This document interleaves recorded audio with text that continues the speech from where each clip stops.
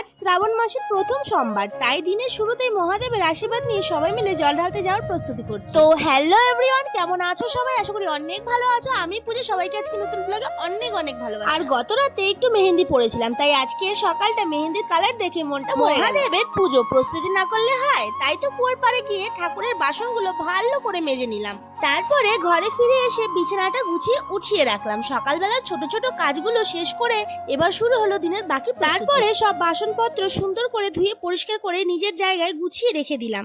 সকালের কাজগুলো একে একে শেষ হতে লাগলো। এদিকে মহাদেবের ভোগের জন্য পায়েস আর পুরি বানানোর প্রস্তুতি শুরু হয়ে গেছিল। আমার যা স্নান সেরে পায়েস আর পুরি বানানো শুরু করে দিয়েছিল। আমিও স্নান করে এসে ওনার সঙ্গে হাতে হাত লাগালাম। কয়েকটা পুরি বেলে একসঙ্গে ভোগের প্রস্তুতি করে নিলাম। এবার একটু আলতা পায়ে পরে নিলাম। আলতা পরে সুন্দর করে শাড়ি পরে নিলাম। আমাকে শাড়ি পরে থাকতে দেখে আমার মেয়ে বায়না শুরু করে দিল, মা আমিও শাড়ি পরবো। বলছিল আমিও তোমার সঙ্গে মহাদেবের মাথায় জল ঢালবো।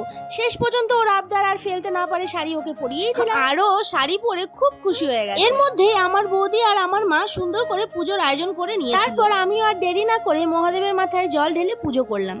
সেই মুহূর্তগুলো ভিডিও করতে হয়তো পারিনি, কারণ পুজোতে অনেকই আজকে মন ছিল। তারপরে বাইরে গিয়েও জল ঢেলে আসলাম। আর আজকে সত্যি কথা বলতে জল ঢেলে সত্যি মনটা খুব ভালো। পুজো হয়ে যাওয়ার পর আমি একটু প্রসাদ খেয়ে নিলাম। আর আমার মেয়ের আজকে প্রাইভেট আছে, তার জন্য আমি ওকে নিয়ে বেরিয়ে পড়লাম। আর আমার মেয়ে বলছিল যে আমি আজকে শাড়ি পরেই যাব। আর যখন জেদ ধরেছে তো শাড়ি পরে যাবে, তো শাড়ি পরেই যাবে। তার জন্য আমি ওর জন্য একটা ফ্রক ব্যাগে আগে থেকেই ভরে রেখেছি। তারপরে তো ওকে নিয়ে আমি বেরিয়েই পড়লাম। তো রাস্তায় সবাই দেখে বলছে ও যেন লক্ষ্মী ঠাকুরের মতো লাগছে।